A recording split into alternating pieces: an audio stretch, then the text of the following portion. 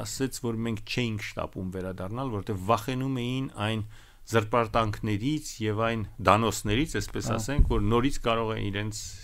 ուղարկեր այնտեղ, որտեղ որ հայտնվել էին։ Վերջը Սպիտակի երկրաշարժը, որը եղավ վախճանը եւ որը մոդեռնիստական կառույցների զգալի մասը փլուզվեց, առաջին անգամ ցեղասպանության մասին գրվում է Pravda թերթում նույնիսկ այնտեղ կարծեմ Վիկտոր Համբարձումյանի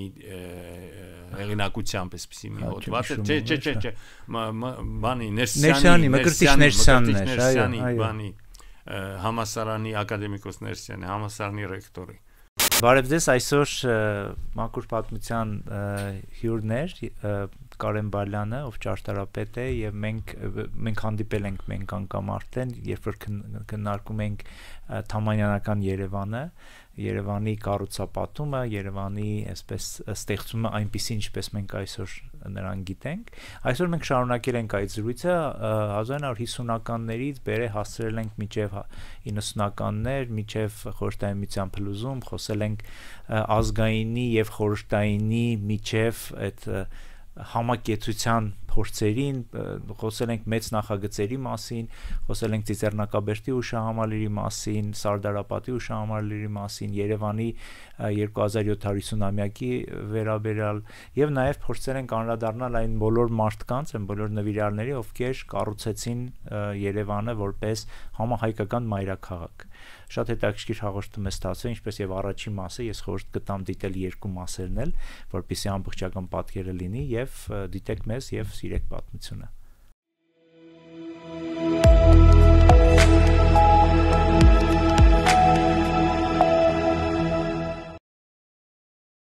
Բարև ձեզ։ Պարոն Բալյան, շատ ուրախ եմ, որ այսօր շարունակելու ենք մեր խոսակցությունը, մեր զրույցը խորհրդային ճարտարապետության եւ Երևանի մասին։ Եվ անցած անգամ մենք կանգ առանք Ստալինյան այդ շքեղ շենքերին, շինարարությանը, այնպես ֆասադային կարելի ասել ճարտարապետությունը, երբ որ ուզում էին ցույց տային կայսրության հզորությունը եւ նաեւ դա բնականաբար ազդում էր նաեւ Երևանի վրա եւ Ստալինի մայից հետո ինչ տեղի ունեցավ, եկեք գանք դրան, որտեվ նաեւ դուք մի քանի ակնարկ արեցիք մեր նախորդ զրույցին, որ կտրուկ փոփոխություն եղավ Խրուշչովի ոճը լրիվ ուրիշ է, Ստալինի ոճը լրիվ ուրիշ էր, դուք դա մասնագիտորեն մեզ ներկայացնեք, ես ընդհանրապես գիտեմ, որ կան Խրուշչովկաներ եւ Ստալինկաներ եւ իրենց տարբերությունը այսպես ժողովրդական խոսքի մեջ շատ ակնառու է, խնդրեմ։ Շնորհակալություն հրավերի համար, սիրով իհարկե կշարունակեմ, ինձ համար էլ դա հետաքրքիր է եւ հույս ունենք, որ մեր խոսակցությունը հույս ունենամ նաեւ կհետաքրքրի մեզ դիտողներին։ Հարգելի Սուրեն, շնորհակալություն եւ Խրուշչովկա եւ Ստալինկա ռիելտերների հորինած, այսպես ասած, տերմինոլոգիան է, որ բնակարանների արդեն ոնց որ կանխորոշում է գինը, հա, մեկը էժան, մեկը թանկ։ Իսկ իրականում այստեղ կարևոր իրադարձություններ 1953 թվականի մարտի 5-ին մահանում է Ստալինը Ռուսաստանի մեր երկրի երկրագնդի ամենադաժան ու ամենաարունախում ղեկավարներից մեկը եւ խորհրդային այդ ահռելի կայսրությունը ոնց որ մի շանս է ստանում հնարավորություն ազատազրկվելու այդ բռնապետությունից, ներքին բռնապետությունից, որ տիրում էր այստեղ շուրջ 30 տարի, եթե չասենք ավելին, հենց առաջին օրվանից ստեղծման։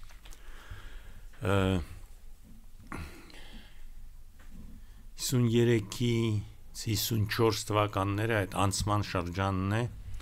երբ որ նոր կայսրության, խորհրդային կայսրության գահին գալիս է մի նոր ղեկավար Նիկիտա Խրուշչովը, ոչ ոք չէր սպասում, որ այդ մարդը իսկես ոչ այսպես բավականին այսպես անհրապույր արտաքինով ցածրահասակ գեր ճաղատ կուսակցական պայքար է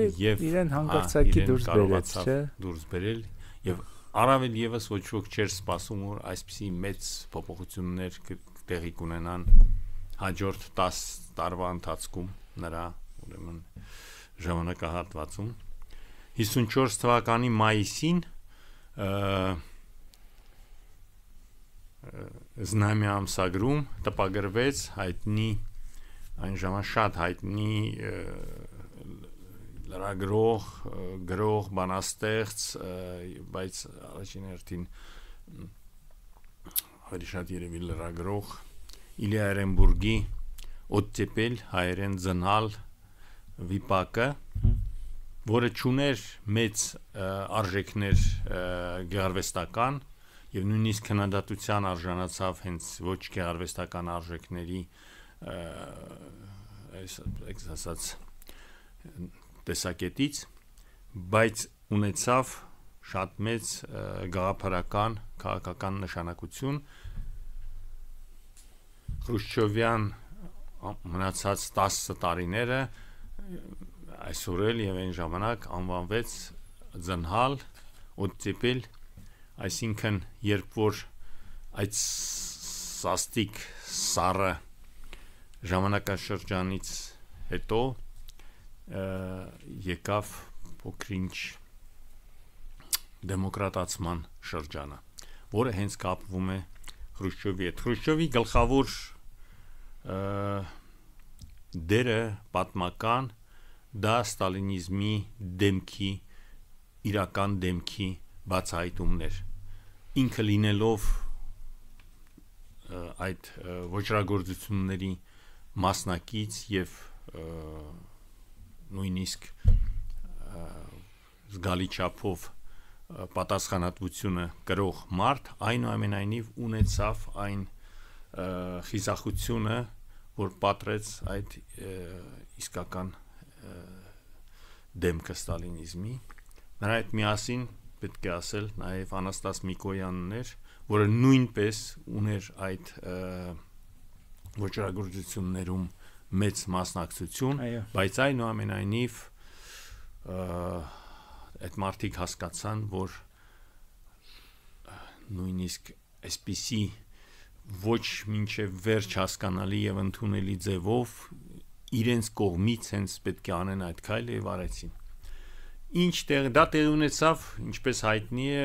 20-րդ համագումարում 1956 թվականի փետրվարի 25-ին այդ գաղտնի զեկուցումը որը երբեք չտպվեց բայց բաժանվեց կուսակցականներին այն ժամանակ եւ արտագրվում եւ բաժանվում էր չէ մենք իմացանք դրա մասին իսկ այն ժամանակ ես երեխա էի եւ պետք է ասեմ որ արդեն ես հիշում եմ այն որ դա այդ խոսակցությունները որտեվ դա պարակտեց հասարակությունը երկու այսպես մասի որոնք որ ստալինիստները եւ հակաստալինիստները եւ այդ պարակտումը պահպանվում է մինչեւ այսօր բայց այն մարդիկ որոնք որ ընդունեցին այդ ծնհալի այսպես ասած նարատիվը նրանք ստեղծեցին մի շատ հետաքրքիր մշակույթ որը կոչվում է 60-ականների մշակույթ եւ այդ մարդիկ էլ 60-ականներն էին ես էլ դա շատ այսպես ես համարում եմ ինձ դրան զավակ որտեվ հայրս հենց իսկական 60-ականական էր ըստ բանաձևի նույնիսկ այսպեսի խոշոր գրականագետ Մարիետա Չուդակովան որը որ ռուս հանճարեղ գրող Բուլգակովի հիմնական այսպես ասած ուսումնասիրողներ նա այսպես բանաձև ունի որ այդ 60-ականները դա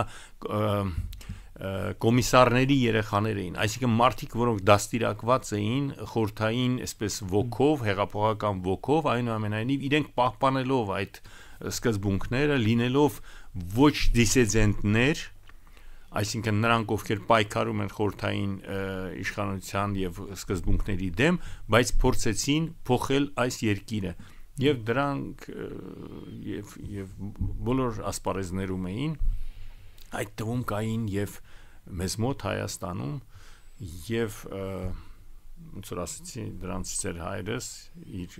հասարակական գործունեության եւ երաժշտական գործունեության ասպարեզում, բայց ավելի մեծ այսպես ծանոթություն վայելող գլխավոր 60-ականը մեր դա Պարույր Սևակն էր, որը հենց այդ թվերին գրեց այդ անլռելի զանգակատունը։ Ես այսքան մանրամասն ասում եմ, որտեվ այնուամենայնիվ ոնց որ ասեցի, սկսվեց ծնհալը գեղարվեստական ստեղծագործությունով Երենբուրգի եւ մեզ մոտ էլ սկսվեց անլռելի զանգակատան, որը Սևակը գրեց Մոսկվայում եւ հետո դա հրատարակվեց 50-ը կարծեմ 9 թվականին առաջին հրատարակությունը, բայց գրվել է 56-57 թվականներին։ Այսինքն 56 թվականի փետրվարին տեղի ունեցավ այդ քաղաքական քայլը, որը շեմ հանդիսացավ ամբողջ մշակույթի համար խորհրդային։ Ինչ վերաբերում է ճարտարապետությանը, շատ հետաքրքիր բան է, որ Խրուշչովը առաջին քայլերը մինչև իր գաղափարական այս թեզը հրապարակելը նա քայլ արեց փոխելու միջավայրը, պատկերը երկրի։ Եվ 54 թվականի, այսինքն նրա վերջնականապես, երբ որ նա 54 թվականին աշնանը նոր հասավ իր այսպես ամուր դիրքերին, նա արդեն ձմռանը կազմակերպում է ճարտարապետության եւ շինարարության այդ շուրջ Կրեմլում խորհրդակցություն։ Այն ժամանակ նա սիրում էր այդպիսի բաներ, հավաքում էր Կրեմլում, հետո կլինի նաև մտավորականների հետ հանդիպում, դա սկանդալային նույնիսկ հանդիպում, որտեղ նա նույնիսկ հետ կկանգնի իր սկզբունքներից, բայց այնուամենայնիվ այդ ժամանակ դեռ նա այսպես շարժվում էր միանշանակ առաջ, եւ դա տեղի է ունենում դեկտեմբերին Կրեմլում խորհրդակցություն, որը որ հետո 55 թվականին կվերկացվի որոշումների, եւ այդ որոշումները սկզբունքորեն փոխում են պատկերը երկրի, այսինքն եւ փոխվում է պատկերը, նորից եմ կրկնում, մինչև գաղափարական իր թեզը հրապարակելը նա փորձում է փոխել պատկերը իրական եւ ստեղծվում է նոր ճարտարապետություն։ Այդ որոշումները հիմնված էին ստալինյան ճարտարապետության քննադատության վրա եւ կոչվում էր, որ ավելորդությունների եւ ավելորդությունները իզրիշեստ եւ նաեւ զարդերի զարդարանքների դեմ էր ուղված ուկրաշացելստո այսինքն չպիտի զարդարվեին շենքերը, չպիտի ֆունկցիոնալ պետք է լինեին, ճարտարապետությունը պետք է վերականգներ իր ֆունկցիոնալ սկզբունքները։ Ընդ որում հետաքրքիր է, որ խորհրդային ճարտարապետությունը եւ խորհրդային ընդհանրապես գաղափարախոսությունը, որը լի էր հակասություններով, չի որպես հիմք չի ընդունում իր իսկ 20-ական թվականների այդ ռացիոնալ ճարտարապետական ուղղությունը, չի ընդունում այդ ուղղությունը, չի հղում խորհրդային ճարտարապետներին դեպի իր իսկ ակունքները, ընդ որում այդ մարդիկ դեռ կենթանի էին, այդ վարպետները, բայց ուղղումը դեպի ավելի շատ ամերիկյան, այսպես ասած, մոդելը ճարտարապետական, նու ասենք ամերիկյան, մասամբ իհարկե նաև գերմանական ռացիոնալ, շատ դա տարօրինակ մի երևույթ է, որտեղ իրենք չէին կարողանում մինչև վերջ ոնց որ բացահայտել, մինչև այս մաքրվել այս ամբողջ ամենից։ Եվ այս տարօրինակությունը այսպես էլ եղավ, ես ինքս էլ լավ հիշում եմ, մենք երբ որ ուսանողներ էինք արդեն 70-ական թվականների սկզբին, մենք տեսնում էինք, թե ինչպես խորհրդային ճարտարապետությունը եւ հրատարակվում էր, եւ տպագրվում էր, եւ մենք ամսագրեր էինք ստանում արդեն եվրոպական եւ ուղղված էր դեպի այն սկզբունքները, որոնք տարածված էին միջ ուրեմն պատերազմյան եվրոպական ճարտարապետության եւ ամերիկյան ճարտարապետության մեջ, այսինքն մենք տեսնում էինք եւ լսում էինք եւ Կորբյուզիեի շվեյցարացի ճարտարապետ եւ Ֆրանսիայում հիմնականում աշխատող խոսել ենք իր մասին եւ մենք տեսնում էինք Լյուդվիգ Միս վան դեր Ռոյին գերմանացի որը որ հեղափոխվել էր Ամերիկա նույնպես Վալտեր Գրոպիուս այս էր ոնց որ ասած ուղությունը բայց ինչ տեղի ունեցավ Հայաստանում վերջի վերջո Հայաստանում ձնհալը իհարկե փոքրինչ այսպես ասած մի քիչ ուշացումը վրա ամեն ինչ տեղի ունենում նույնիսկ Սևակի այդ ստեղծագործությունը մի քանի տարի հետո էր գրված եւ կարելի է ասել որ շեմը ձնհալի 60 թիվներ որ այսպես ասած հաստատվեցին նոր ճարտարապետության սկզբունքները երբ որ մեր ճարտարապետները սկսեցին կարողանալ աշխատել այդ նոր սկզբունքներով շատերի համար դա փորձված այն մեծ փորձ եւ պրակտիկա ունեցող ճարտարապետների համար դա շատ եւ շատ դժվարին անցում էր շատերը չկարողացան այդ անցումը իրականացնել եւ ի հայտ եկավ մի նոր սերունդ ճարտարապետների որը որ եւս մի ֆենոմեն էր զարմանալի որտեղ դրանք անչափ տաղանդավոր էին եւ իհարկե այսպես կարողացան իրենց մեջ ոնց որ ներառնել ամբողջ այդ գաղափարները եւ ամենակարևորը ազատության շունչը իսկ հազարներություն ընդդեմ եմ ձեզ բայց այն առաջի սերունդի երբ որ նայում ենք ճարտարապետների մի մասը մահացել էր մի մասը ակսորվել էր չէ ճիշտ եմ ակսորվածների sense դրամասում է 54 թվականի վերջին Հայաստանը վերադառնում ակսորված ամենահայ ամենախոշոր ճարտարապետներից մեկը Միքայել Մազմանյանը նրա հետ այդ գուլագում գտնվող եւ հետո ակսորում գտնվող Գևորգ Քոչարը վերադառնում է 60 թվականին քանի որ այդ Քոչարը ճուներ էստեղ ընտանիք եւ չէր ոնց որ ասած իրեն ոչինչ չէր այսպես ձգում այսչափ արագ վերադառնալ ի տարբերություն Մազմանյանի որը կիններ եւ երկու դուստր Երևանում եւ պետք է ձեզ ասեմ իմ մորական կողմից պապիս փորձից եւ նրա հետ ակսորվածների մասնավորապես ինձ պատմեց դա Վալտերը Արամյան արձակագիր, որը որ նրա հետ էր գուլագում, պապս չի վերադարձել։ Իսկ նա ասաց, որ մենք չէինք շտապում վերադառնալ, որովհետև վախենում էին այն զրպարտանքներից եւ այն դանոսներից, այսպես ասենք, որ նորից կարող է իրենց ուղարկեր այնտեղ, որտեղ որ հայտնվել էին։ Ուզում եմ ասեմ, այդքան միանշանակ չէր այդ մարդկանց վերաբերմունքը դեպի Եվ այս նոր սերունդը եկավ հաստատի բաց դաշտ է, շատ ճիշտ է։ Ուրեմն շատերը փորձեցին անել այդ փոխադրությունը ոչական, որտեղ Խրուշչովյան որոշումներով արգելվեց ստեղծել այն ճարտարապետությունը, որը որ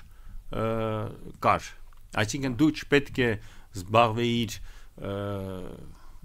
դեկորներով, օրնամենտներով, դու չպետք է զբաղվեիր այս դասական ոճով, այլ պետք է լինեիր ռացիոնալ եւ պետք է լինեիր ազատ, պետք է օգտագործեիր նոր նյութերը, պետք է օգտագործեիր նոր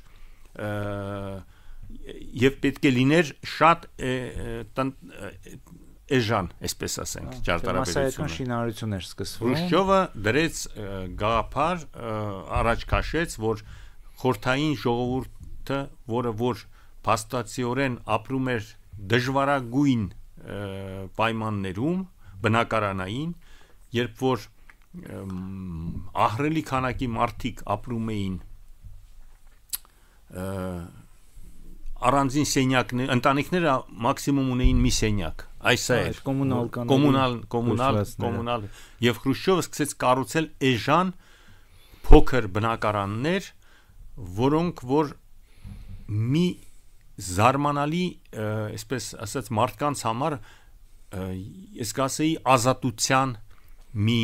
տարածք էր, որ մարդիկ կարող էին լինել իրենց տան մեջ, իրենց բնակարանում, իրենց ընտանիքների հետ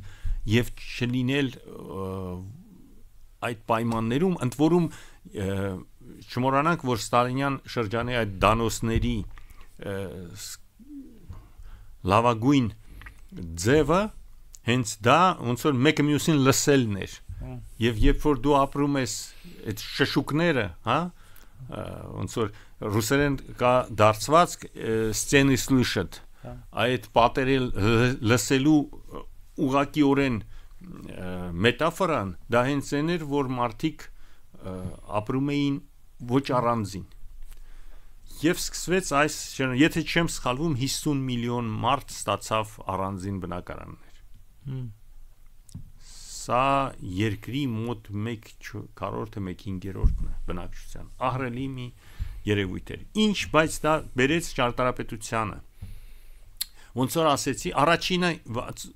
Մազմանյանը երբ որ գալիս է Երևան եւ այնտեղ մի զուգադիպություն է որտեղ նրան մի պատմություն կա երբ որ Հասրացյանը քաղաքի այն ժամանակվա այդ տարիներին փող քաղաքապետ է այսպես ասենք քաղաքային խորհրդի տեղակալը հետո նա դառնում է նորաստեղծ Երևան նախագծի տնօրեն հատուկ Երևան նախագիծ է ստեղծվում որպեսզի այդ որոշումները ընդ որում Խրուշչովյան ժամանակ եւ ընդհանրապես խորհրդային ամեն ինչը ձևակերպվում էր որոշումների կուսակցական եւ պետական որոշումների միջոցով եւ դրանք պետք է խստագույնս իրականացվեին դրա տակ դրվում էր մեծ ագույն բյուջե եւ այլն եւ ստեղծվում է Երևան նախագիծ ինստիտուտը ուր գալիս է աշխատանք 58 թվականին աշխատում է հատակագծի գլխավոր հատակագծի եւ քաղաքաշինական արվեստանոցի ղեկավար Միքայել Մազմանյանը եւ առաջին գործը որ Մազմանյանը այդտեղ նախագծում է առաջին նախագիծը դա Աչափնյակն է այսինքն այն միկրոշրջանը որը որ ուներ զուտ այսպես կոչվում էր նորից այդ տերմինոլոգիան ես ռուսերեն բառերի եմ անդրադառնում քանի որ դրանք այդպես ընդունված տերմինոլոգիա սպալնի ռայոն այսինքն գիշերելու այսպես ուղակի թարգմանության մեջ հա որտեղ մարդիկ մի շրջան որտեղ չկար արդյունաբերություն չկար աշխատանք այնտեղ կար կենցաղային մնացած բոլոր այնտեղ կա դպրոց, մանկապարտեզ, խանութներ, չգիտեմ, ինչ որ անհրաժեշտ է, կինոթատրոն, բայց այդտեղից մարդիկ պետք է գնային իրենց ուրեմն դեպի աշխատավայրերը։ Եվ Աչափնյակը առաջինն էր։ Բայց ոնց որ ասացի 60 թվականին հայ ճարտարապետությունը ձևակերպեց այդ հետո որ կկոչվի դա հայտնի ճարտարապետ Ֆելիքս Նովիկովի այսպես ասած թեթև ձեռքով կոչվի խորթային մոդեռնիզմ, այսօր որ շատ տարածված, մոդայիկ նույնիսկ այսպես մոդայիկ բացատրեիք դա ընդհանրապես ինչ մոդեռնիզմ, այսինքն այն ինչ որ մոդեռնիզացրեց մեր կյանքը։ Եվ սահմանը խորթային մոդեռնիզմի դա առաջին ներքևի սահմանը դա 1955 թվականն է Խրուշչովյանի այդ որոշումը պետական ու կուսակցական իսկ վերջին սահմանը դա 91 թվականն է այսինքն տևեց ըստ տեսական այսպես ասած ընդունված բանաձևի տևեց մինչև խորհրդային միության ավարտը մինչև վերջը բայց Հայաստանում ես այդ սահմանը այսպես ասած փոքրինչ ավելի նեղ եմ պատկերացնում 55 թվականին իհարկե մեզ մոտ դեռ դա չկար առաջին փորձերը սկսեցին արվել կարելի ասել 58 թվականի երբ որ հաստատվեց եւ նախագիծը արվեց Աչափնյակի եւ վերջը Սպիտակի երկրաշարժը որը եղավ վախճանը եւ որը մոդեռնիստական կառույցների զգալի մասը փլուզվեց եւ դրանց պատճառով շատ մարդիկ մահացան սա այնուամենայնիվ այսպեսի մի վախճան ունեցավ մոդեռնիզմի եւ բոլոր մյուս թաղամասերն Աչափնյակից հետո են չէ կառուցվել Նորքը, Ավանը շատ ավելի ուշ այն ժամանակ միաժամանակ գուցե հենց առաջիններից փորձեր արվեցին Չարբախում հետո Շենգավիթում, Զեյթունում, Չարբաղ, Զեյթուն այսպեսին էին, իսկ Աչափնյակը դա մեծ զանգված էր, այսինքն քաղաքաշինական, որտեղ Մազմանյանի ահռելի փորձը, որը նա ձեռք էր բերել Գուլագում, կառուցելով, նախագծելով այդ հավերժ սառը օղի վրա, Նորիլսկ քաղաքը եւ Դուդինկա քաղաքներ, երկու քաղաք նա իրականացրեց։ Այսպեսի մի ինչի եմ ասում 60 թիվը 60 թվականին նախագծվեց առաջին արդեն ոչ ֆունկցիոնալ գաղափարական շինությունը դա Չայկան է Չայկան հայերեն շատերը մենք կարծում ենք որ ճայն է բայց ինձ ուղեցին լեզու իմացողները դա ճայը ուրիշ թրջուն է որորն է Չայկան որը որ կասևանում որը որ ջրի հետ կապված է դա կոչվում է որոր այդ ես շատ թույլ եմ այսպես ասած օրնետա գիտակցիան բաների գիտելիքների հետ չունեմ բայց քանի որ իմ գրքի թարգմանություններ այդտեղ ճշտեցին եւ հիմա ես ինքս արդեն ոնց որ մասնագետ ասում եմ որ սա որոր է կոչվում այդ թրջունը Սա երկու թևով այդ Սևանի ճանապարհին կառուցվեց այդ զարմանալի կառույցը Հովանես Հակոբյանի նախագծով, որը ինքը Ստալինյան ճարտարապետության, այսպես ասած, ուղիով անցած եւ փորձ ունեցող մարդ էր, բայց կարողացավ շատ հետաքրքիր անալիտիկ մտածելակերպ ուներ, ես լավ նրան ճանաչում էի եւ ստեղծում է այդ առաջին կառույցը, ընդ որում վերին շապազանց, այսպես հետաքրքիր ունի նաև կոնստրուկտիվ լուծում, որի հեղինակն է բնավ երիտասարդ Լենա Գրիգորյանը։ Եվ նրանք նախագծում են այդ կառույցը։ Երբ որ Խրուշչովը մայիսին 61 թվականի գալիս է Հայաստան, եւ նրան ուղեկցում են Սևան, հայտնի է այդ երբ որ Հայաստանի ղեկավար այդ տարիների Յակով Զարոբյանը ուղեկցում է նրան Սևան եւ այնտեղ լուծվում է Արփասևանի կառուցման այդ խնդիրը, որը որ համաշխարհային ինժեներական շինարարության, այսպես ասած, երևույթներից մեկն էր, որտեղ այդ շուրջ 50 կիլոմետր ստորգետնյա այդ թունելը կառուցվում է եւ Սևանը սկսում են փրկել, քանի որ այդ ժամանակ նա արագ ձևով այդ արկածախնդիր որոշման հետևանքով ցամաքում էր եւ դա էկոլոգիական աղետ էր լինելու ոչ միայն մեր Հայաստանի համար, այլ ամբողջ այս տարածաշրջանի պատմական Հայաստանի համար, այսպես ասենք։ Եվ Խրուշչովը հետո այդտեղից երբ որ գնալով Թբիլիսի, այնտեղ նա քննադատում է որպես ավելորդություն այդ որորի Չայկայի շինարարությունը, ասելով որ դրա փոխարեն կարելի էր բնակարաններ կառուցել մարդկանց համար։ Բայց Խրուշչովը նույն օրերին եղել է նաև տնտեսական այդ մեր ցուցահանդեսում, որտեղ որ կառուցվել է հենց նրա գալուն կարելի ասել նախորդ օրը կարողանում են ազատել շինարարական այդ ոնց է կոչվում այդ գաղափարներից արդյունաբերության տաղավարը, որի հեղինակներն էին Լևոն Գևորգյանը եւ Ջիմ Թորոսյանը եւ կոնստրուկտոր Ռուբեն Մելքումյանը։ Կոնստրուկտորների այստեղ կարևոր է շատ հարցը, մասնակցությունը եւ շինարարներ ինչի եմ հիմա կհասկանաք ինչի եմ դա ընդգծում Արամ Արամյանը, որը ճարտարապետ էր մասնագիտությամբ, բայց այստեղ որպես շինարար է հանդես գալիս։ Եվ այստեղ սա այն գմբեթավոր տաղավարն է, որը մինչև այսօր կանգուն է, բայց չի օգտագործվում։ Եվ Խրուշչովը բարեզբուն իմաստով հիացմունքի, այսպես ասած, արտահայտություններ է ունենում, այդտեղ նույնիսկ ինչպես ասում են, թե Արամարեմը, որ բավականին այսպես հաղթանդամ մարդ էր, չնայած իհարկե երիտասարդ տարիներն են, նույնիսկ գրկում է նրան եւ ասելով, որ ապրես։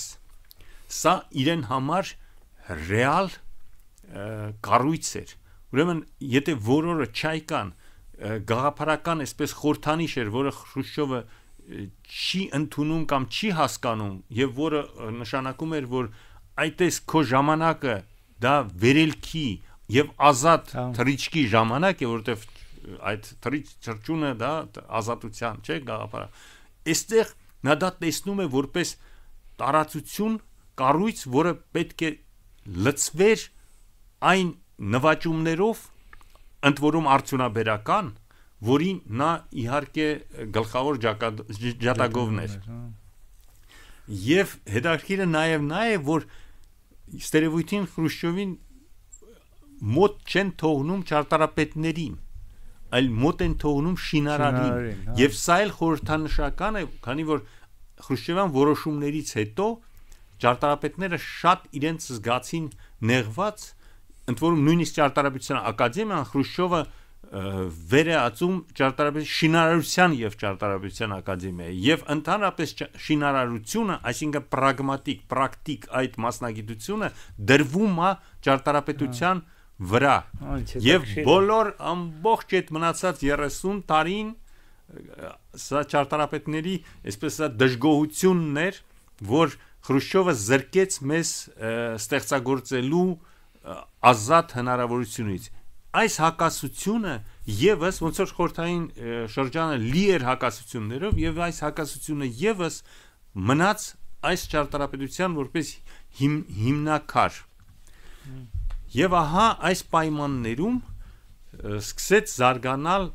այն ինչ որ նորից եմ կրկնում կոչվեց խորհրդային մոդեռնիզմ եւ որը ես հստակ կարող եմ ասել նաեւ կարելի է կոչել հայկական մոդեռնիզմ, որտեղ դա բավականին այսպես ինքնուրույն եւ մի ուղղություն եղավ։ Իսկ երբ ասում ենք հայկական ազգային բան կար իր մեջ թե չէ, որտեվ հիմա ուզում եմ նաև դրան է կամ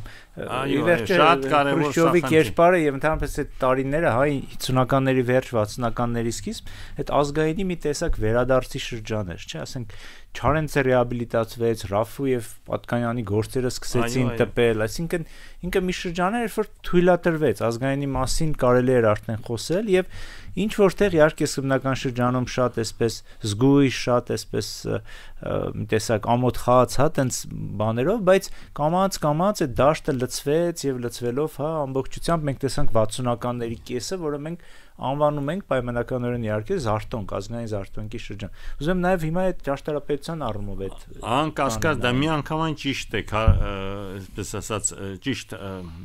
նշումներ է կանում, քանի որ Խրուշչովյան ձնհալը դա ազատ որոշ չափով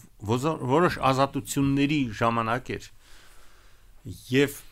այդ ազատությունները անմիջապես բերեցին հենց ազգային գաղափարախոսության զարգացմանը, ազգային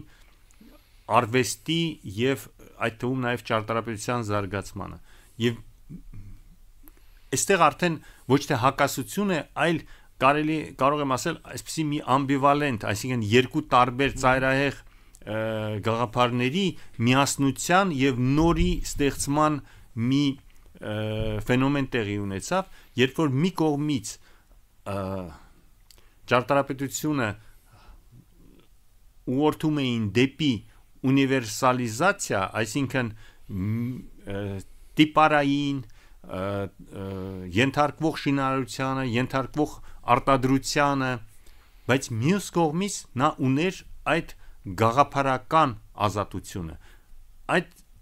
60-ական թվականների ճարտարապետությունը ես կոչում եմ ազատ տարածությունների եւ ձևերի ճարտարապետություն։ Եվ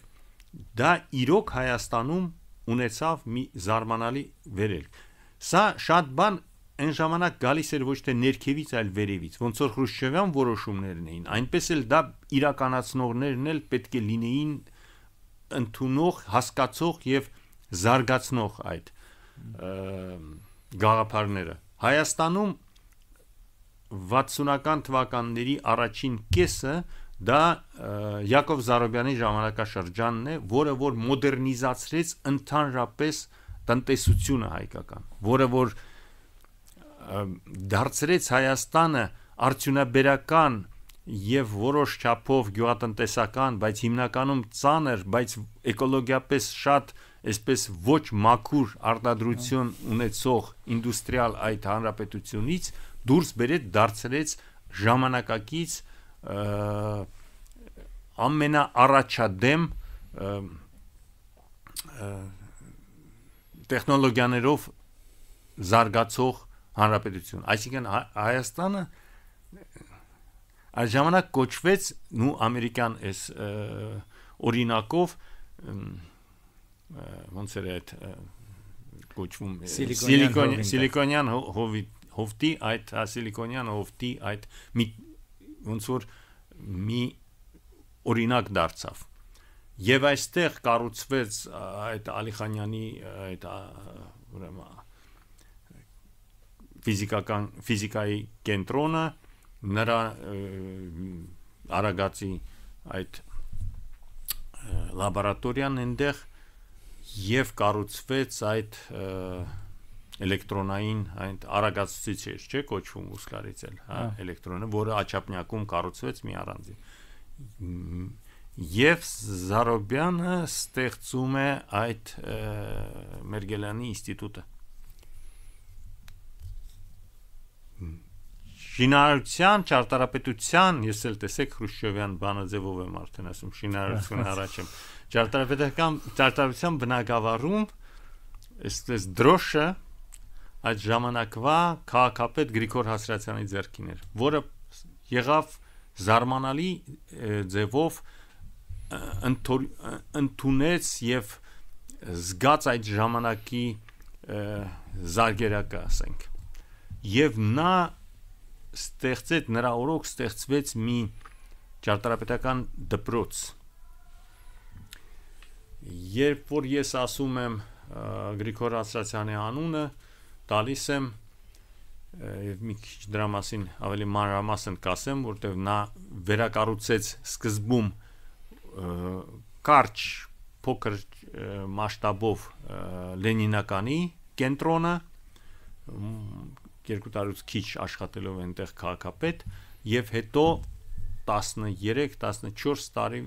երկար տարիների ընթացքում հիմնովին վերակառուցեց Երևանի կենտրոնը։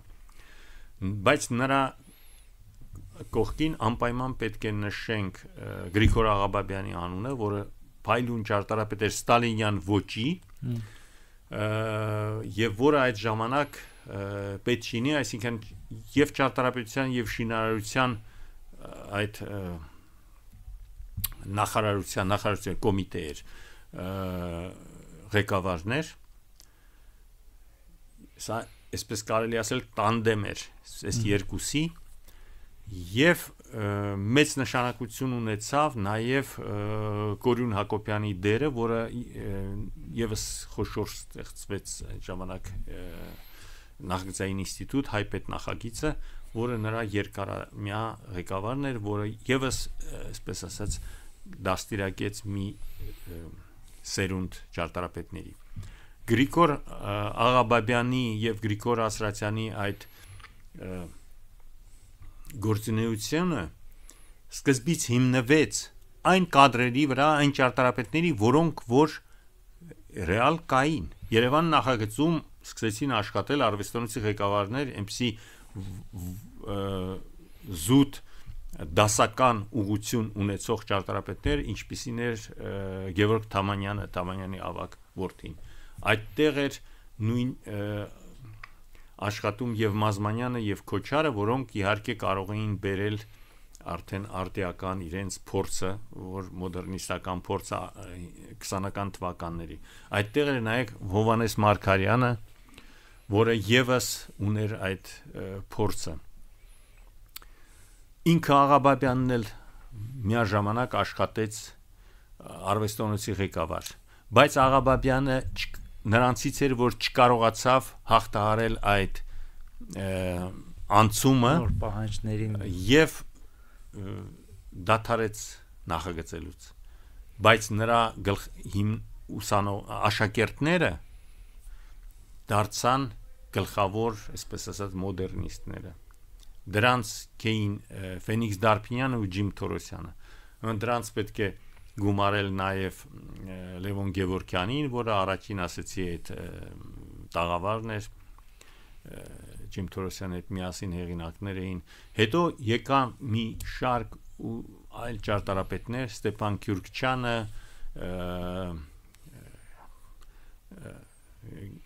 Սարգիս Գուրզադյանը, ես վախենում եմ ինչ որ անուններ բաց թողնեմ, եւ իսկ հայպետ նախագծից այնտեղ այդ խումբը ստեղծվեց Արթուր Թարխանյանի, Սպարտակ Խաչիկյանի եւ Հրաչյա Պողոսյանի,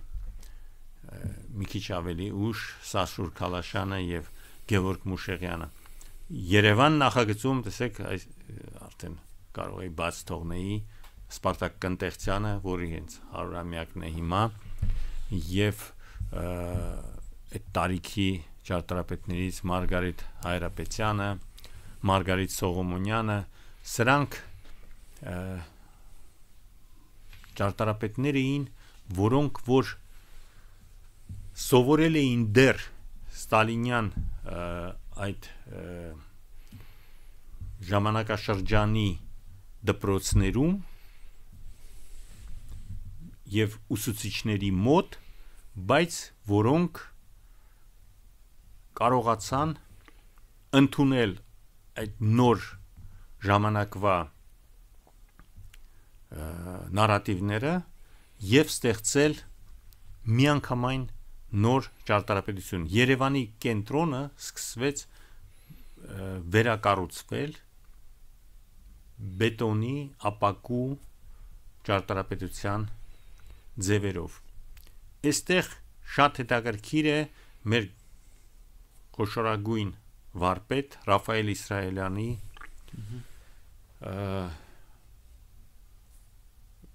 ասենք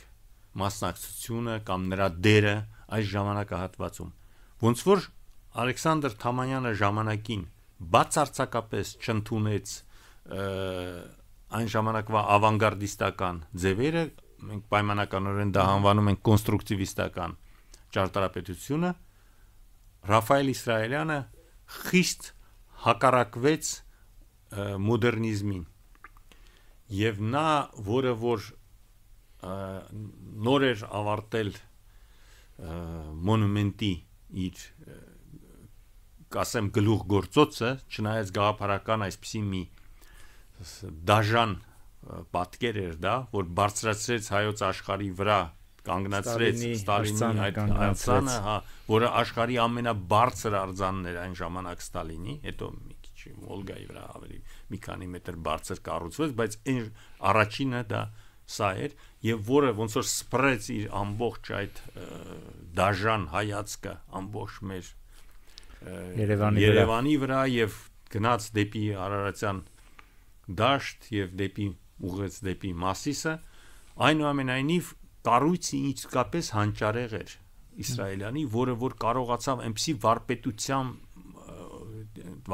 տիրապետող էր, որ դա այդ կառույցը հերվից չի երևում փոքրիկ, իսկ մոտիկից երբ որ մոտենում ես չի երևում ճնշող։ Սա զարմանալի, այսպես կարողացավ այդպիսի բան ստեղծել նա։ Միայն իրոք հանճարի շնորհիվ։ Եվ ինքը շատ հավանում էր դա, որի կարելի ասել ասոցիացիաները կամ ինչ որ այսպես գծեր տանում են դեպի այն զավեշտալի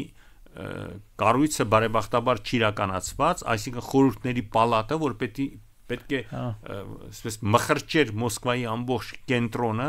եւ նախ եւ առաջ Կրեմլը, որը նրա կողքին պետք է կառուցվեր, եւ այս գաղափարը Ստալինյան ճարտարապետության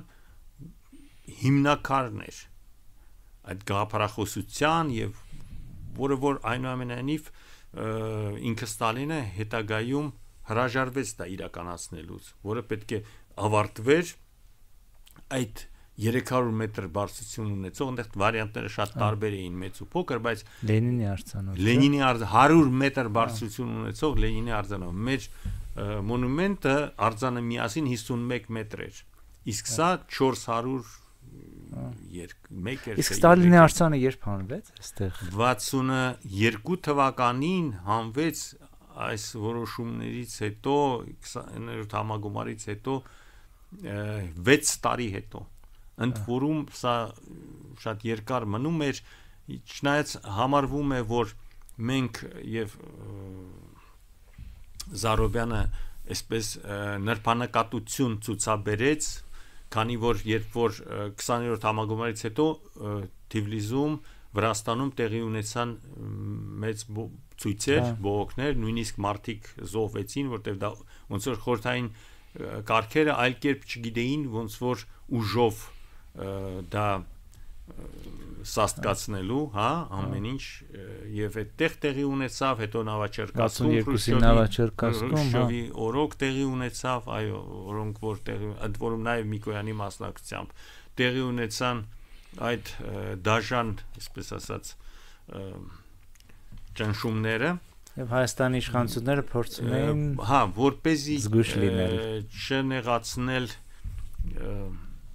մեր վրաց հարևան բարեկամ ժողովրդին, բայց կարծում եմ նաև Զարոբյանը շատ նուրբ ընկալում էր այն, որ մեր հասարակության մեջ էլ ստալինիզմի այդ գաղափարախոսությունը շատ դեռ կայուն էր։ Սա մեծ տարօրինակություն է մեզ համար, որտեղ դա անչափ մեծ արհավիրքներ տեղի ունեցան հենց Ստալինյան շրջանում, երբ որ մենք կորցրեցինք մեր ինտելիգենցիայի լավագույն մարդկանց, երբ որ մենք տեղի ունեցան 49 թվականի այդ Ալտայի երկրամաս բռնահանումները, այո, այնուամենայնիվ մեր բնակչության զգալի մասը կար եւ կասայի մնում է այդ գաղափարախոսությանը հավատարիմ 62-ին արդեն երևի հողը նախապատրաստված էր դա աշնան այսպես գիշերով ամեն ինչ գիշերով էր արվում 22-րդ համագումարի որոշումներից հետո որի 61 թվականին տեղի ունեցավ որից որոշումների հիման վրա Ստալինի այս պաշտամունքը հա բան մարմինը հանվեց մավզալեից ճիշտ է եւ թաղվեց կողքի ուրեմն այսինքն իհարկե ամեն ինչ գիշերը կողքը այնտեղ մինչև պատում չի առանձին մի քանիսի առանձին մեծերի այսպես ճակերտներում ասենք մարմինները թաղված են հողում եւ այնտեղ կան արձաններ ես չեմ հիշում ովքեր են դրանք կարծեմ Սվերդլով բան այսպիսի դաժան մարդիկ Լենինի կողքին ինչու բերեց էլի դրան որ մենք վաստորեն 62-ին եթե հանեցին Ստալինին Մայր Հայաստանի արձանը երբ են տեղադրել 67-ին այսինքն դա մի շրջան է երբ որ մենք տեսնում ենք մեկը մյուսի հետևից ծիծեռնակաբեշտն է կառուցվում չէ հետո Իսրայելյանին հիշեցիք Սարդարապետի հուշահամալիրն է կառուցվում սա մեզ հետո բանի չէ Երևանի 2750-ամյակներ 68 թվականին ամբողջը մի տեսակ մի այս ազգային վերելքի ձևավորումը Հասրացյանի մոտ իրականացվեց իբրև մի ես դա կոչում եմ նախագիծ 2750 երբ որ նա 62 թվականին վերադառնում է Երևան Հայաստան Լենինականից վերադառնում է Երևան եւ քաղաքապետի պաշտոնին եւ դեռ լավագույն շրջանն է սկսվում Երևանի զարգացման երբ որ երկրի ղեկավարը նորից եմ կրկնում դա Յակով Զարոբյանն էր որը միանգամայն այն վստահում է Հասրացյանին եւ իհարկե Աղաբաբյանին կառավարության նախագահան Անտոն Քոչինյանն էր, որը եւս շատ բարենպաստ գործունեություն ուներ այդ տարիներին, խոսքը գնում է ընդհանրապես մշակույթի, տնտեսության եւ այլն, բայց նաեւ ռեալ դեպքում ճարտարապետության համար եւ Հասրատյանը սկսում է այդ նախագիծը, որը իհարկե այդպիսի նախագիծ գոյություն չուներ թղթի վրա եւ նույնիսկ ձևակերպան, նույնիսկ բանավոր չկար, սա այսպես ասած իմ վերլուծության, բայց արդյունքում է դա, ես այսպես ձևակերպում եմ, բայց դա որպես իրոք հետևողական նախագիծ եղել է Երևան նախագիծ 2750 առաջիկա ուրեմն 2750-ամյակին, որը պետք է տեղի, որը պետք է նշվեր 1968 թվականին, սկսվում է Երևանի հիմնովին վերակառուցումը։ Միայն եւ միայն այս ուրեմն ժամանակակից ձևերով։ Այդ նախագծի ընդհանրապես վերելքի կարևորագույն քայլերից մեկը սա արդեն նախ եւ առաջ Զարոբյանի ջանքերով ոնց որ առաջ քաշված եւ իրականացված Եղեռնի համալիրի նախագիծն է, սա շատ հետաքրքիր, սա երկար խոսակցություն նյութ է, մենք այստեղ այսքան ժամանակ չունենք, բայց մրցույթի այնտեղ իրականում եղել է երկու մրցույթ, որը հետո ունեցավ երրորդ փուլը եւ արդյունքում ընդունվեց այս նախագիծը Արտուր Թարխանյանի եւ Սաշուր Կալաշյանի, որ իրականացվեց սկսվեց շինարարությունը 65 թվականին, իսկ 67 թվականին արդեն տեղի ունեցավ բացումը դրա, արդեն Զարոբյանը պաշտոնան կարված էր, Քոչինյանն է բացում, պաշտոնան կարված էր, Սավոք Զարոբյանին չեն հրավիրում այդ բացմանը,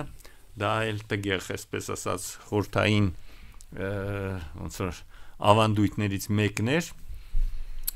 բայց ամբողջ իհարկե այս էպոպեան սկսում է Զարոբյանը, որը որ նաև 65 թվականին տեղի ունենում ապրիլի 24-ի այդ ապրիլի 24-ի ցույցը եւ ընդհանրապես այդ տպվում են հոդվածները, առաջին անգամ այդ ցեղասպանության մասին գրվում է Pravda թերթում, նույնիսկ այնտեղ կարծեմ Վիկտոր Ամբարձումյանի հեղինակությամբ էսպիսի մի հոդված է, չէ, բանի Ներսյանի, Ներսյանի, բանի համասարանի ակադեմիկոս Ներսյանի, համասարանի ռեկտորի եւ սկսվում է արդեն հետ ուսումնասիրությունները ցեղասպանությունը դա գաղափարը եւ այդ արհավիրքը մեր ժողովրդի տարած մենք իրավունք ենք ստանում դրա մասին խոսել եւ դա իհարկե Յակով Զարոբյանի այն սխրանքներ, որը նա հրաշալի գիտակցում էր, որ ստերեոտիպին կարող է լինել իրեն կարիերայի ավարտը, որը իրականում այդպես էլ եղավ, փաստացիորեն ընդ որում որ այն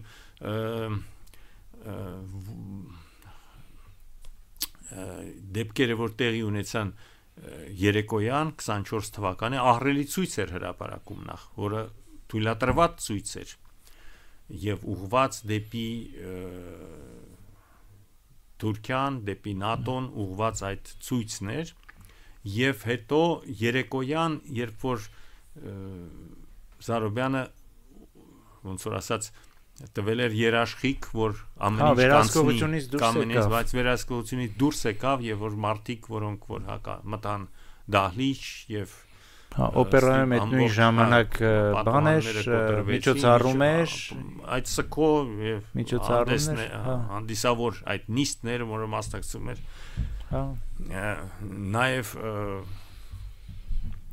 վեհապար Վազգեն առաջինը եւ վեհապարի հորդորները եւս չունեցան, այսպես ասած, ազդեցություն, այդ երիտասարդները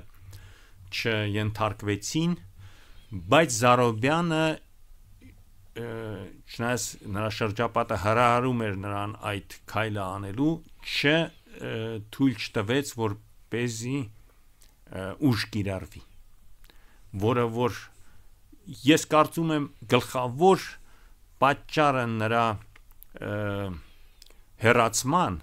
այսպես թե այնպես կհեռացնեին իհարկե, բայց գլխավոր պատճառը հեռացման հենց նա էր, որ նա չկիրառեց ուժ, այսինքն նա չգնաց այն ընդունված ճանապարհով, որը որդեգրել էր խորհրդային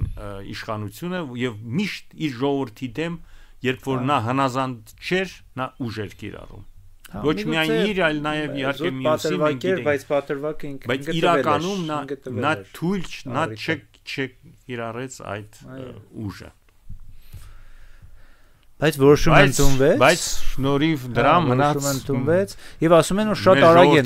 շատ արագ են կառուցել, որովհետեւ միշտ վախ է եղել, որ ինչ որ մի փուլի կարող էին Մոսկվան կանգնեցնել։ Բոլոր կառույցները այդպես է եղել, նույնիսկ մենք այսօր խոսում էի ես Կասկադի համահեղինակ Ասլան Մխիթարյանի հետ, նա հիշում էր, որ նույնիսկ Կասկադն էլ սկսեցի ընդհատում էին այնտեղ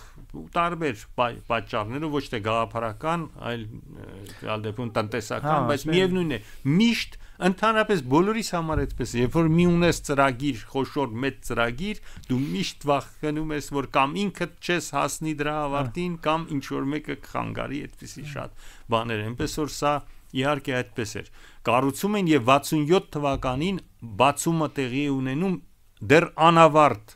համալիրի, երբ որ այն վերջին փականների քարերը մեծ, որտեղ դրանք շատ մեծ էին, դրանք դեռ չտեղադրված, միևնույնն է բացումը տեղի ունենում, արդեն Քոչարյանը հասկանալով, որ սա պետք է անել հնարավորինս արագ, Եվ նոյեմբերի 29-ն են անում, որ կապեն խորհրդային մի բան էր, որ դա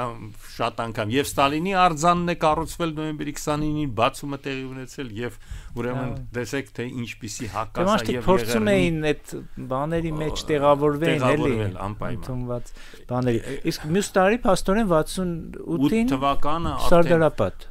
Ապա տեսեք թե բացվեց ամբողջ աշխարհի վիճակը 68 թվականին օգոստոսին խորհրդային տանկերը մտնում են Պրագա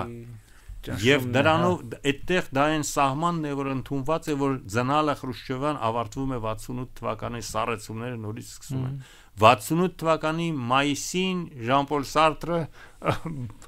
Սորբոնում այսպես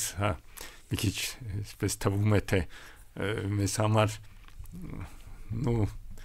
անսովոր այսպես որ հրապարակախոս Նոբելյան մրցանակի դափնեկիր ուսանողների հետ Սորբոնում պայքարում է հակաբուրժուական էգզիստենցիալիստ Սարտրը հակաբուրժուական այդ եւ այն ժամանակ արդեն Վիետնամի պատերազմն էր եւ այսինքն ամբողջ Եվրոպան ցնցվում է իսկ մեզ մոտ խանդավառություն է մենք ազատության այդ խանդավառ վիճակում ենք մայիսին կառուցվում է Իսրայելյանը, որը որ ասացի, որ ոչ մի կերպ չէր համակերպվում ճարտարապետության հետ, Խրուշչովյան այդ մարտի քննադատում էր նույնիսկ իր սիրելի ուսանող Ջիմ Թորոսյանին, որ այդ ապակի կառույցները, որ ապակեպատ դրանք խորթ են մեզ, երբ որ նա քննադատում էր սալիկներով երեսապատումը, քանի որ անցել էին արդեն արդյունաբերական շինարարության, պետք էր, բայց ուզում էին ինչ-որ ձևով պահպանել մեր ազգային այդ նկարը, այդպես էլ էին տեսնում, եւ նա քննադատում է նույնիսկ իր ուսանողներին, իր սիրելիներին, բայց ինքը չէր կարող զերծ մնալ, վերադառնում է, բայց ոչ իբրև այսպես մաքուր պայմանական ասենք ճարտարապետ, այլ իբրև ավելի շուտ ինչ որ քանդակի այսօրվա լեզվով շատ հեշտ է ավելի խոսել տարածական ահռելի ինստալյացիաներ է ստեղծում եւ դրանցից գլխավորը ու ամենամեծը դա Սարդարապետի այդ համալիրն է որը մենք տեսնում ենք այդ ցուլերին աշտարակը եւ արծիվների այդ բանը ճիշտ է որ ցուլերը առաջ դեպի Թուրքիա են արծիվները էդ էլ լեգենդա է բոլորը առասպելներ են դրանք իհարկե որ կողմ պիտի նայեն բայց սա այնուամենայնիվ Իսրայելյանի համար դա այսպես արծիվներ պետք է լինեին, նա ընդհանրապես բերդեր էր նախագծում։ Նրա բոլոր կառույցները վերջին կառույցը, որ ինքը չտեսավ ավարտը, դա թանգարաններ, որ իրականում կոչվեց բանի թանգարան, այսպես ազգագրական, բայց ինչի պետք է այդտեղ ազգագրության թանգարան, պետք է Երևանի կենտրոնում լինի, որ ամբողջ աշխարհի մարդիկ տեսնեն, թե ինչ է մեր հարստությունը։ Եվ բայց նա կառուցվում էր որպես Սարդարաբադի հերոսամարտի թանգարան, իհարկե։ Եվ բայց բերդա որպես կառուցած։ Դա ֆորպոստա, տեսեք, թե ոնց է կանգ հենց սահմանին է դրված։ Նա դեռ թե պատուհաններ չունի, նա խուլ, այսպես պաշտպանողական կառույց է։ Այդպես է կառուցում բանի մուսալերը, այդպես է կառուցում ապարանի հուշահամալիրը, պատեր են դրան։ Հետաքրքիր մի նկար կա, չէ՞, որ Դեմիրճյանը, Ալիևը եւ Շևարդնաձեն բացման արարողությանը բերում է դրանց եւ Երևանի մետրո եւ այդտեղ որ տանում էր Սարդարապետի, հա։ Դա մի տեսակ բաներ էլի, չասեմ, մի քիչ վատ բառ կարող է դա, ինչի, բայց վատ իմաստուն, կվազի պետականության ընդգծում էր ոնց որ, հա, այտենց դե պետականությունը կվազի էր իհարկե, ինչ խոսք, մենք, բայց այնուամենայնիվ սրանք բոլորը այս մարդիկ, որ ոնց անունները տվեցինք, հա, Զարոբյանը, Քոչինյանը, Դեմիրճյանը, մեկը մյուսի ղեկավարները Հայաստանի, նրանց հաջորդ շերտը, Գրիգոր Հասրացյանը, Աղա Բաբյանը,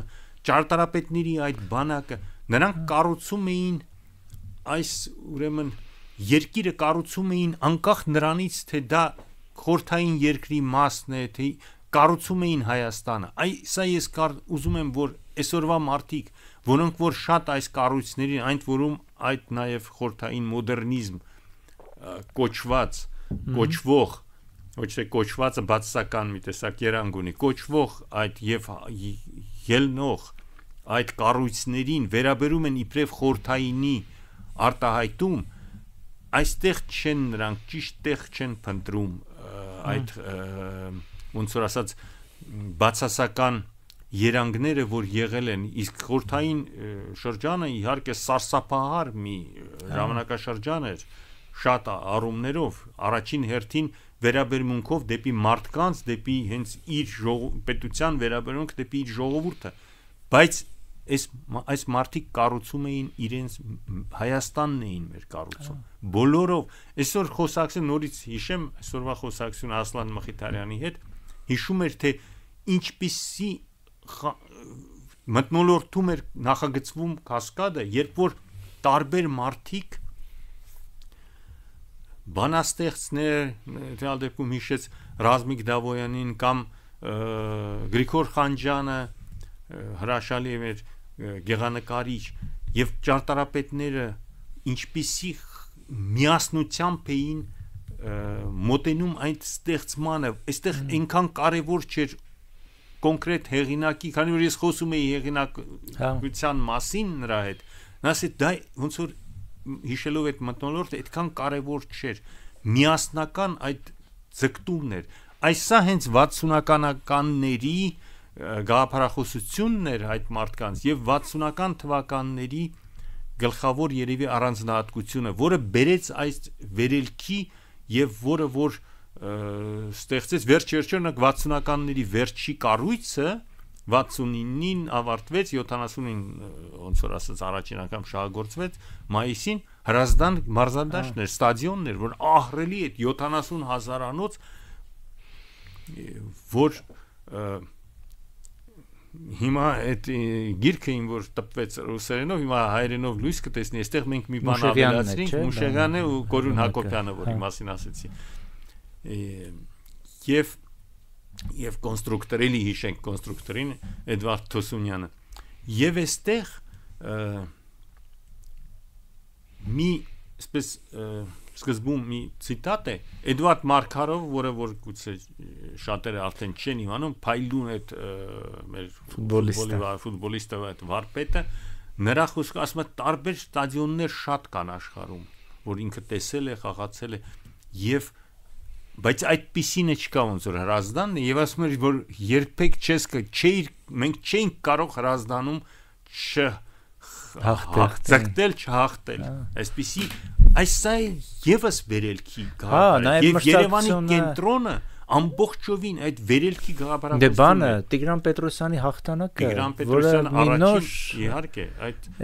վերելքը այդ ազգայինի մրցակցությունում հաղթարել առաջինը լինելը շատ հետաքրքիր մթնոլորտ էր բոլոր կառույցները որ դուք թվում եք հենց այդ դրա շունչով են կառուցված օպերայի հրապարակում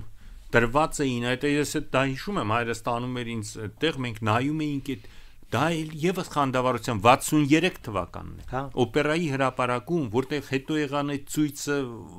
24-ին ապրիլի 65-ի 63-ին հազարավոր մարդիկ ընդ որում դա մնացել է այդ քրոնիկան երբ որ այդտեղ դու տեսնում ես որ մարդիկ հավաքված լուր նայում են ու պարզվում է նրանք նայում են այն ցուցատախտակներին որտեղ մագնիսով այսպիսի բաներ երկար այսպես ձողերով տեղափոխում էին այդ քայլերը շախմատի խաղը տեղվում է 5 ժամ այն ժամ դասական ամեն մեկին 2.5 ժամ է տրվում կարող էր մինչև 5 ժամ տևել եւ մարդիկ ժամերով կանգնած նայում էին թե ինչ քայլ պիտի անի ոտնիկը ինչ քայլ Պետրոսյանը վերջը պիտի այդ հաղթանակը տեղի ունենա եւ նույն այդ ազատության առաջին ազատության շունչը այդտեղ էր 63-ին էր հետո 65-ին էր եւ հետո մենք տեսանք 88-ին դա չափազանց կարեւոր է որտեւ այդ ազատությունը բերում էր այն վերելքը երբ որ Արարատը հաղթում էր դուք գիտեք որ Գերմանիան դուրս է եկել իր այդ ոնց որ ասած Սպարտության մտածելակերպից 54 թվականին երբ որ դարձել են աշխարհի չեմպիոն Գերմանիայի հավաքականը ապա տեսեք թե թվում է թե այդ կարևոր չի շատ կարևոր հետո երբ որ մարզադաշտի մասին ենք խոսում ախր աներևակայելի տեղ է կառուցված է այսպես թվում է թե դա հրաշալի բան է ես որ սարսափում եմ երբ որ լսում եմ որ դա կարող է ինչ որ նախ մեկի մտքով անցնի որ դա վերացնեն դա կանդվի այնքան իդեալական է լանդշաֆտի մեջ ինքը բան արած ահռելի այդ կառույցը զարմանալի ձևով այսօր մենք չենք կարողանում մի շինություն փոքր տեղադրել լանդշաֆտի մեջ բոլոր ինչ որ արվում է դա արվում է ուրեմն հակառակ նրան ինչ որ պետք է լինի եւ այսպիսի վարպետությամբ դա կարողացավ մի պատմություն կա այստեղ եւս քանի որ այսպես մենք հապարական խնդիրը այսպես կարևորել ենք անընդհատ շոշափում ենք դրան անդրադառնում ենք եւ երկուսն էլ հիշում եւ Կորյուն Հակոբյանն է հիշում եւ Գուրգենը Մուշեղան բայց Գուրգենը Մուշեղան ինձ անձամբ դա պատմում էր դա կա գրքում որ Հրազդանում ուրեմն հավաքված լեփլեցուն 70,000 մարդ եւ մի մեծահասակ արդեն մարդ մի խանդավառության մեջ է նրանք տեսնում ոնց է սա այս մարդը ոգևորված հարցնում են թե դուք այդ չափ ֆուտբոլ եք սիրում չէ ասում այս ֆուտբոլ այդքան չեմ սիրում դա չի կարևորը ես խանդավառված եմ մեր ժողովրդի այն միասնականությամբ որը որ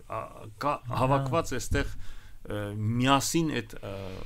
մարզադաշտում ընդ որում Հրազդանը արդեն կիրթ մարզադաշտ է որտեղ այնտեղ որտեղ ես այդտեղ եմ մեծացել եմ այդ հարաբերական ստադիոնում երեխա մենք երկրորդ խաղակեսին կարելի էր անցնել արդեն այնտեղ առանց տոմս եւ այլն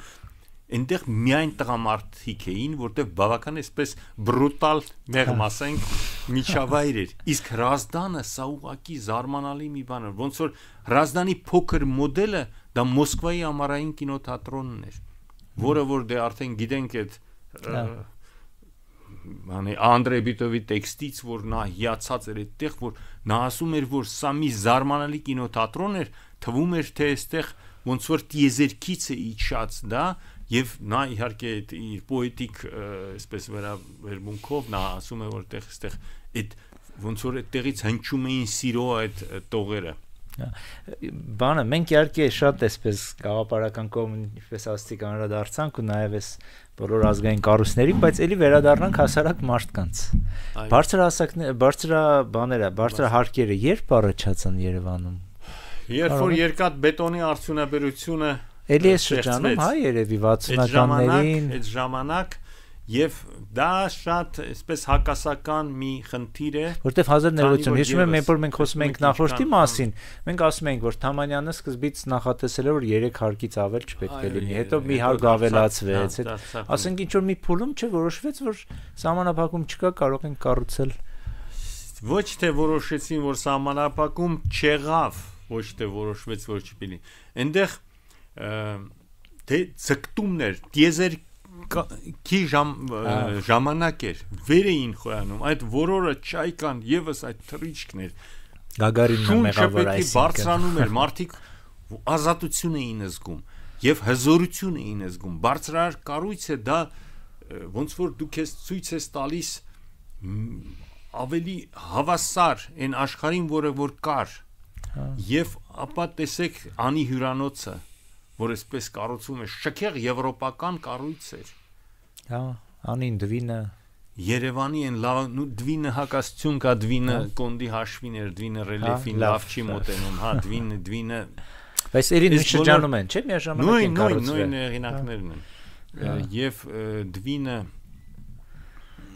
իր խնդիրները ուներ, այսպես կարելի ասել, բայց անին եւ պետք է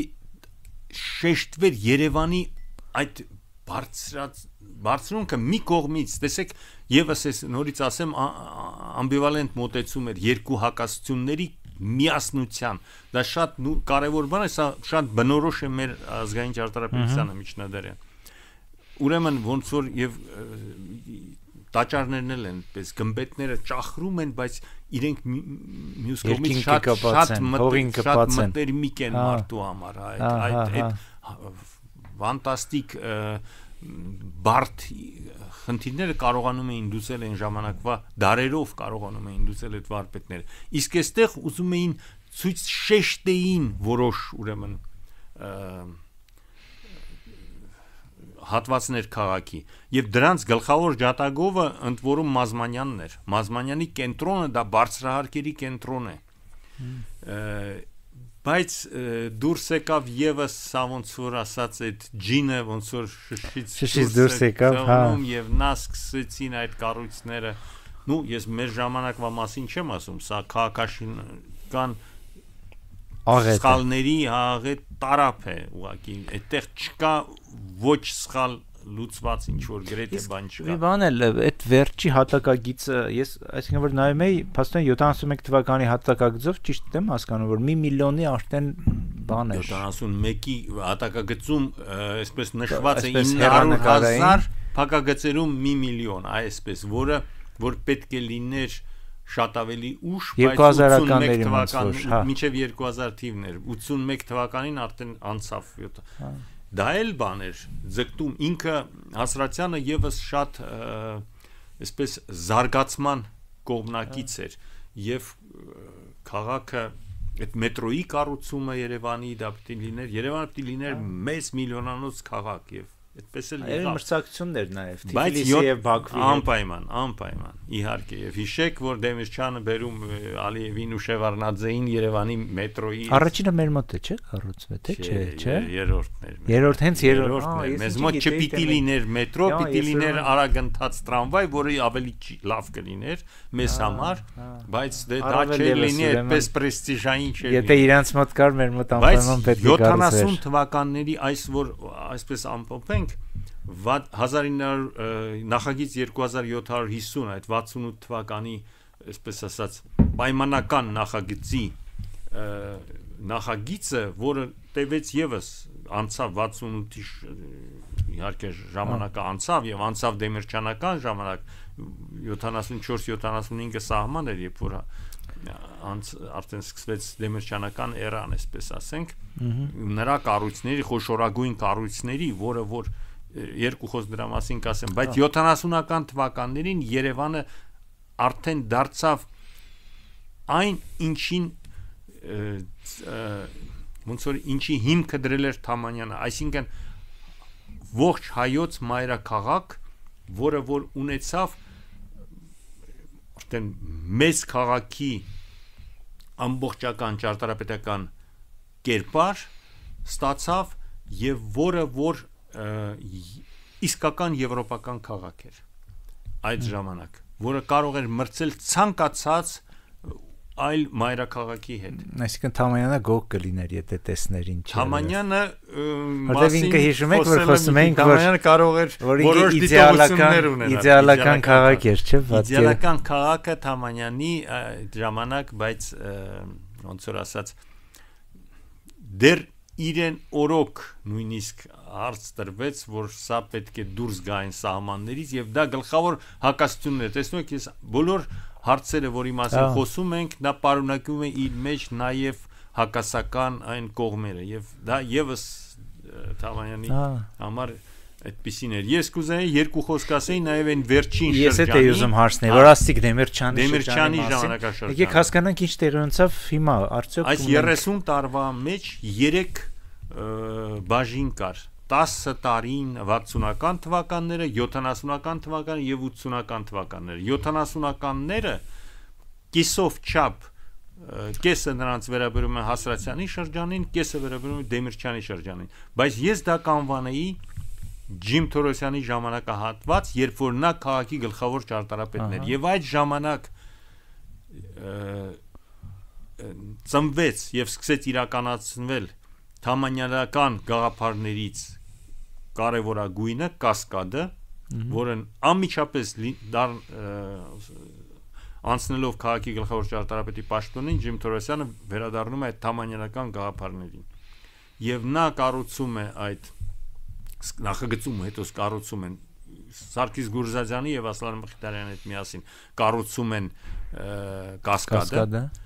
Նա Ջիմ Թորոսյանը կառուցում է այն հարավային առանցքը, որտեղ հիմա քաղաքապետարանն է, բայց նրա երրորդ շատ կարևոր հանգույցը չիրականացվեց։ Դա գլխավոր պողոտայի մասնագծումն էր։ Գլխավոր պողոտան նախագծվեց իր մասամբ իր միջին մասը, երբ որ Արմեն Զարի գլխավոր պողոտան դա հիմնական այն առանցքն է Թամանյանի քաղաքի, օպերայից եկող այդ չէ, օպերայից եկող հյուսիսային պողոտանը, որը ընդամենը գաղափարական նշանակություն ուներ եւ տարածական պետք է լիներ շատ այսպես զուսպ իր մասշտաբով, որպեսզի Երևանին երկու գլխավոր կառույցները այն ժամանակ խոսեցինք օպերան եւ կառավարական տան այդ թմբուկով։ Իսկ սա նա է ինչ որ այսօր որ ասենք այսօրվա մարտիկ այսօրվա Երևանը իմացող Բյուզանդի ու Արամի փողոցների ամբողջ երկարությամբ, այսինքն Վարդան Մամիկոնյանի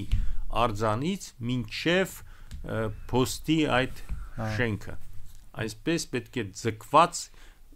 մեծագույն գլխավոր պողոտա կոչվող այդ բուլվարներ, որի միջին մասը Արմեն Զարյանի նախագծով կառուցվեց եւ հետո քանդվեց, այսօր մենք դա չունենք այդ շատրվանների գաղափարով ամբողջ այդ գաղափարը Այս մեր ժամանակներում դա խեղաթյուրվեց այդ գաղափարը, երբ որ սկսեց կառուցվել այդ հին Երևան, այսպես կոչված շատ այսպես տարօրինակ մեղմ ասենք, հա, այդ երևույթը եւ Ջիմ Թորոսյանի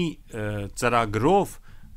գլխավոր պողոտան պետք է լիներ քաղաքի իրոք գլխավոր պողոտան, պետք է դառնա եւ այդտեղ 5 կառույցներից ոչ մեկը չիրականացվեց, որոնք պետք է այդտեղ լինեին իր նախագծով թատրոնի շենքը, Ջուլական Ռոմիկը բարձրահարկ այնտեղ հյուրանոց կար, շատ կարևոր թանգարան Քյուրքչյանի, հետո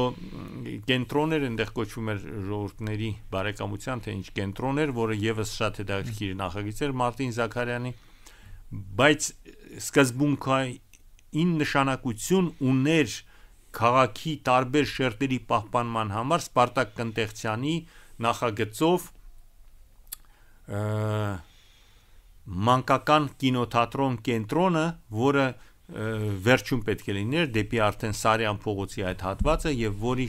որը պետք է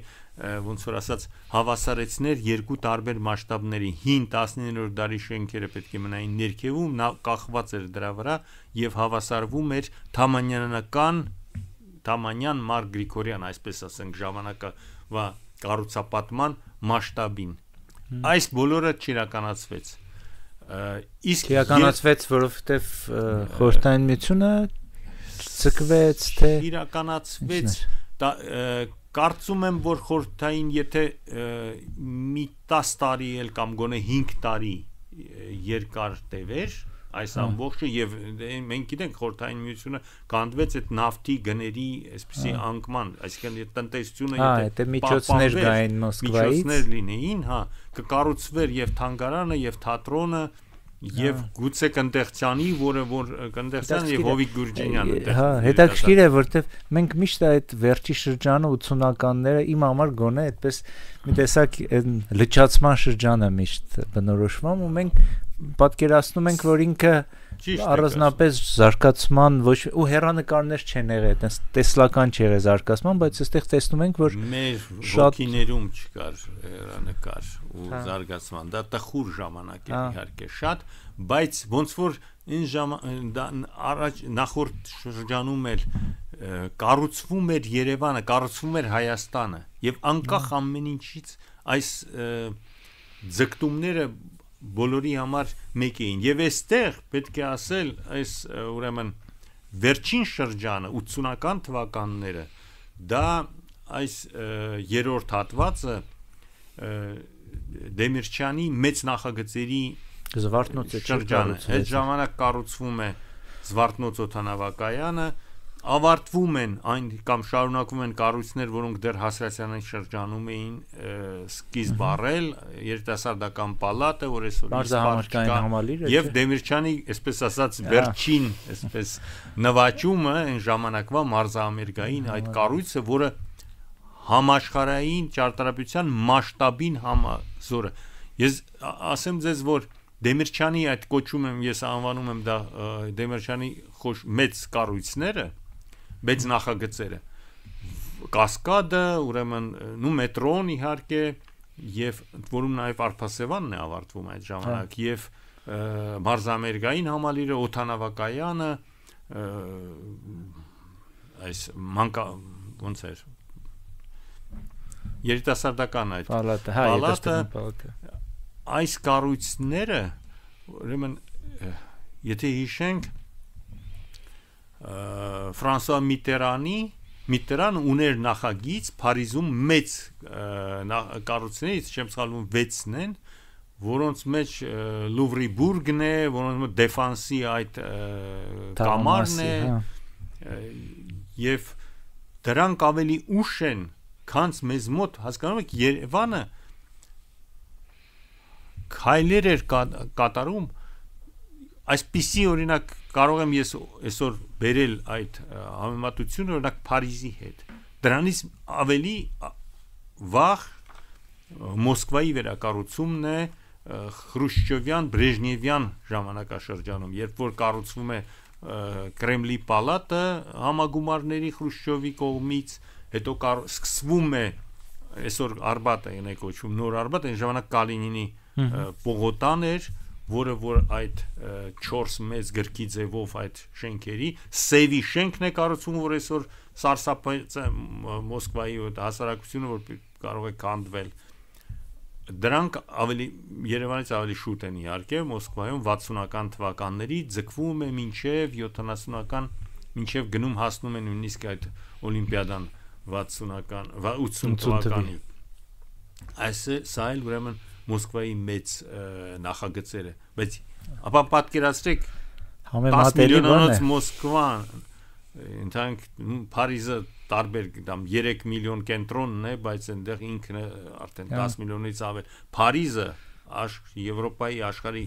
կենտրոններից մեկը եւ Երևանը այստեղ մեզ մոտ այսպիսին մասշտաբներն էլի ցույց տալիս մտածողության մասշտաբները, այո, մտածողության մասշտաբները։ Այս սրանք մենք պետք է վերականգնենք այս մոտեցումը։ Այսպես պետք է միայն ապրես, որ կարողանաս ստեղծել քո քաղաքը, քո երկիրը։ Շատ այսպես դրական բանով կուզենայի ավարտեի, բայց մի հարցը մնացել պետք է ասեք։ Սպիտակի երկրաշարժը եւ ոնց ինքը անդրադարձավ ընդհանրապես մեր ճարտարապետական մտածողության վրա։ այդտեղ չենք կարող բարձր նոտայի վրա Դե ավարտել։ ինչ անենք, մենք Սա մի մեծ պետք է արձանագրենք, ողբերգություն էր, որտեվ իհարկե ֆորս մաժոր էր, ոնց որ ասում են, անսահման մեծ ուժ ուներ այդ երկրաշարժը, բայց որ նայում ես այսօրվա Գյումրին, որի կենտրոնը պահպանվեց, հա, չքանդվեցին։ Ոնց որ անցյալ օրն էինք խոսում, երկու հին Ալեքսանդրոպոլի շրջանից երկու շենք է կառուցվել, քանդվել, որոնք որ ունեին միջամտություն, տեղի էր ունեցել միջամտություն, իսկ որոնք որ իրեն ոնց որ պահպանվել էին, ոնց որ եւ կառուցվել էին ժամանակին, դրանք բոլորը պահպանվեցին։ Եվ այս ամբողջ մեր բարձրահար կառույցները, այստեղ սխալ էր եւ նման շենքեր կառուցել, նրանք չքանդվեցին։ Ես լավ հիշում եմ Գորբաչովի խոսքերը, որ ճիշտ է նա բերում էր ոնց որ իրեն գաղափարներն էր ուզում առաջ քաշել այդ պերեստրոյկայի, որ ամեն ինչ պետք է փոխել, որ ամեն ինչ պետք է փոխել, որտեվ շատ վատ։ Նա ասում է Խրուշչովի ժամանակվա կառույցները պահպանվել են, իսկ հիմա այն ինչ որ լճացման շրջանի դրանք բոլորը կանդվեց։ Եվ իհարկե սխալ էր այդ բարձրակ շենքերը կառուցել այդ գոտիում, եւ սխալ էր դա ուղղակի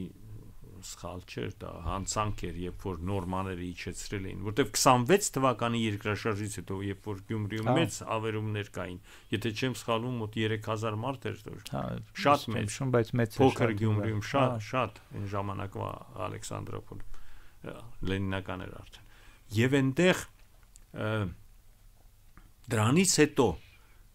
բոլոր այդ կառույցները նույնիսկ ճակ չեն ստացել, Չիսլիևի հրաշալի այդ կառույցները են կլոր հրապարակում եւ հետո մի քիչ էլ կողք եւ այնտեղ կային եւ հրապարակի շենքերը, դրանք բոլորը պահպանվեցին, որտեղ կառուցում էին իհարկե հաշվի առնելով այդ երկրաշարժը, բայց 70-ական թվականներին արդեն մոռացան դրա մասին։ Եվ իհարկե այդ որ չարաշահումները, որոնք որ բերեցին դրան, սա կարմիր գիծ էր, դրանից հետո մեր ճարտարապետությունը սկսեց մարել, այն մեծ վարպետները այդ մոդեռնիզմի շրջանի մեկը մյուսի հետևից ոնց որ գնացին ավելի լավ, ոնց որ աշխարհ, ոնց որ ասում են, եւ դա վարկաբեկեց մոդեռնիզմը որպես գլուխներում, տեսեք դրսի հայացքով դա մարդիկ, որոնք որ տեսնում են նվաճումները,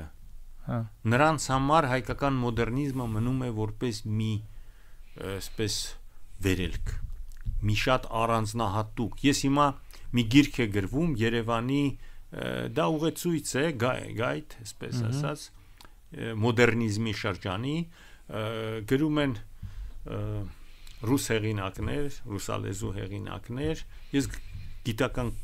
խմբագիրն եմ այդ հրատարակության, նրանց վերաբերմունքը միանգամայն այսպիսին է, որ ամբողջ խորհրդային մոդեռնիզմի մեջ հայկականը մնում է ինչ-որ մի առանձին որպես երևույթ։ Եվ դա այն է, ինչից սկսել եմ ես իմ ուղին, որտեվ ես երբ որ գնացի սովորելու ասպիրանտուրայում, իմ թեզը դա էր եւ ես դա պաշտպանեցի 70-ական թվականների վերջին, որ մեր մոդեռնիզմը այն ժամանակ նոր ստեղծվում էր, հենց տակ էր դա, նոր էր շինարարությունը գնում, եւ դա ուրույն է, իր ազգային դեմքը ունեցող, նրանք դա են տեսնում, բայց մենք գիտենք, որ դա ունի նաեւ իր այն ստվերոտ կողմը, երբ որ այս կառույցները եւ շատ անորակ են, եւ շատ անգամ եղել են ոչ համահունչ թե մեր մտածելակերպին եւ թե մեր լանդշաֆտին, մեր բնությանը։ Սա բոլորը այնուամենայնիվ այնպես ստացվեց, որ այս բացասական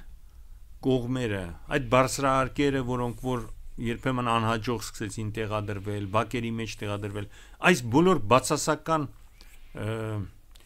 երանգները աճեցին, դարձան հիմնովին հետ խորհրդային շրջանում երբ որ արգելակներ չկային, մասնագիտական արգելակներ չկային, վերացավ այս